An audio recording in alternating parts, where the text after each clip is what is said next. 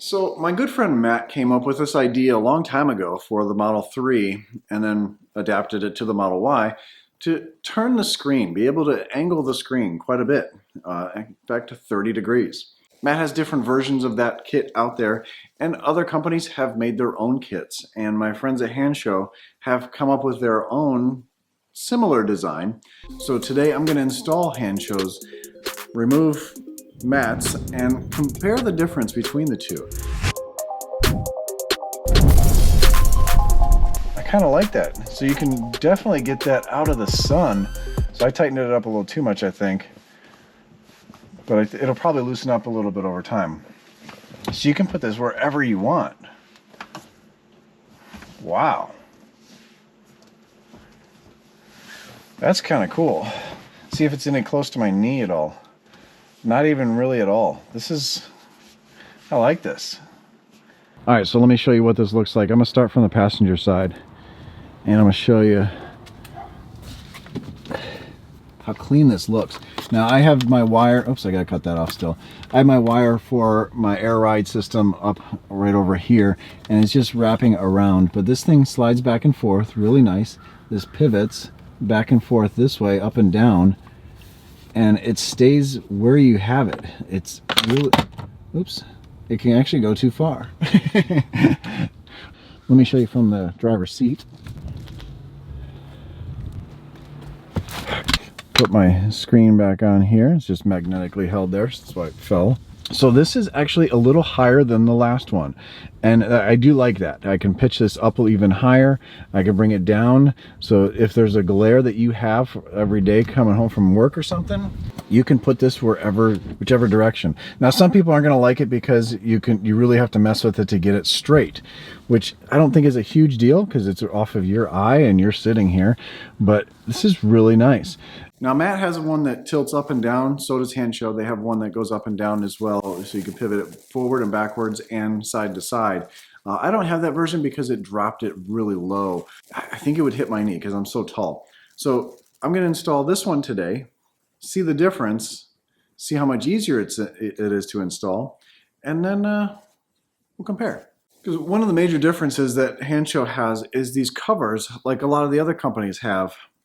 And I kind of want to see how that works together. So let's get in the car. So this is the kit from Handshow. When you open the box, everything's nice and padded. Actually, it's really nice. I mean, who doesn't like a nice box? Anyway, you get the bracket here. You get the plastic pieces like I showed you. There's a couple of them. This is for your sensor for the ambient air temperature inside the car. And then a bunch of tools. Get a bunch of tools, a couple bolts, some screws. The screws are for this probably. And doesn't look very hard to install. So let's go back in the car. So since my installation is going to be a little different, since I already have a tilted screen, I'm going to skip ahead where you would follow the directions on how to take the screen off. So obviously you can tell which one's Matt from Tech Forum. He's got his name on it. But there's not much difference between these two. It looks like the one from Handshow is going to push the screen closer to me than the Tech Forum one. That one looks like it comes back. And maybe that's how they get 30 degrees of travel with this, is it's pushed forward. It should be a pretty easy, straightforward process of putting this together, but it also looks like it would help with the installation of those screws since everything is moved forward a little. I'm going to grab the directions because they fell on the floor. You want to follow these. It has everything you're going to need inside here as far as where you take everything apart, the plastic like I was saying on the inside, but follow the directions on removing your screen, and then be careful with your screen, of course. And then the back is where the installation actual part is. So I'm gonna put this in with the screws that came out of the car. Got my light on my forehead, and so this just slides right in. Well, it slides in really easy. We take the provided 10 millimeter, well actually the ones that came with the car, we take the 10 millimeter, oh man, that's tight. And we just thread those back up into place. So let's, don't tighten that all the way because you got this one to do. And once you get both threads going, then you can tighten it down nice and tight. They do give you a 10mm wrench for this. Use something else. Something a little easier. Adjusting the desired tightness. Install the screen. How do you know what the desired tightness is if, gosh, that's really tight.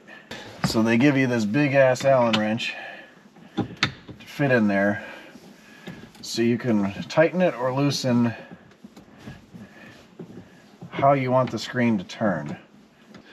This is kind of a tricky part because they want you to adjust the tightness of this, but you don't have the screen on yet.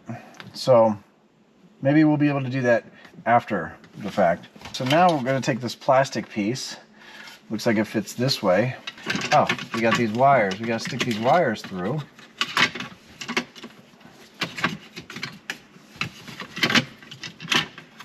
Being careful with this cable because that is where all the data goes through. Feeding that down. Oh, perfect. That just clips right into place. That fits really good. So it looks like this could be used.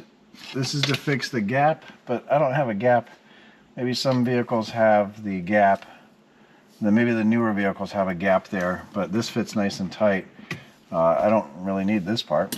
All right, so now we take this piece and looks like we fit it this way. Oh, that fits nice. Then we take the two screws that we removed from the plastic piece that was from the factory. So the holes are on the bottom of the screen so we can bolt this to that bracket there. And this just kind of helps finish everything off. So you see what that looks like? The bolts are going to go, these provided bolts are going to go through here up into the black bracket that we put there. Here's the tricky part. Oh, we got to spin it this way. But we want to not scratch the glass. We have to attach this, and then at the same time we lift this up and put these in underneath, and these thread right into here. Let me double check that. Yeah, these thread right into there. So we're not going to do anything with this right now. That gets attached to that other bracket that will clip in afterwards, but we do have to deal with this. What I'm going to do is, instead of this little foam piece here that barely covers everything, I'm going to get a towel so I can move this up closer so I can plug this in. Now this only goes one way. The clip that it attaches, and then there's two little prongs, that goes to the top and the clip goes to the side. And you do that till it clicks. We're going to have these ready. Grab the screen, spin it around. Actually, we're going to safety and security. Nothing seems to be working. The display is working as far as showing things, but it's not displaying anything. Let me reboot. All right, let me reboot the screen so see if that will help. Because remember, I turned the screen off, but I've gotten in and out of the car a couple times, and that's going to turn everything back on. We'll wait for this to come back on. I'll turn the screen back off, and I'll try not to get back out. It rebooted. We're going to safety and security, turn the screen off. All right, we're all good. So it turned really, I just touched the screen, that's all I did. Safety and security, power off. At this point, we just need to not touch the screen and feed it in. But we also need to figure out where the bolt goes blindly. And I guess I could probably stick my head in there underneath there, block you guys. But I kind of want to show you what it's like. Oh,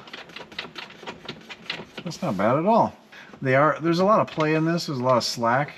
And that's what's really nice is there's grippers to those screws. So before I tighten that one all the way, I'm going to run this one up in there. So we can get to the Allen wrench to adjust the tightness. The cable for everything is kind of in the way. I tighten it a little bit, but that's still going to make it turn a little bit. So maybe this is one of the features to this. That's a little interesting, because then you're able to, that is one of the features, because you're able to tilt this up and down as well Huh, I kind of like that. So you can definitely get that out of the sun. So I tightened it up a little too much, I think. But it'll probably loosen up a little bit over time. So you can put this wherever you want. Wow. That's kind of cool. See if it's any close to my knee at all. Not even really at all. I like this. It's not as just spin back and forth as the other one, but you can really customize this wherever you want. I like it. That's different. So I guess once you get it to the angle you like, you can easily pivot it back and forth, but it's really just for the driver. It's not really for a passenger. You're not going to be able to see this very good, but different cars have different sensors for the temperature inside the vehicle. Looks like this one would be easier to do before we put this on. This is the ambient air temperature. That's what was clipped in there. You can probably do this before you put this on. I think it would make it a lot easier. You don't have to climb down as much. I don't pitch it to the passenger seat very often. It does go quite a ways. I think a little bit farther than the other. It does actually touch. But for the most part, I'm just moving it this much to me.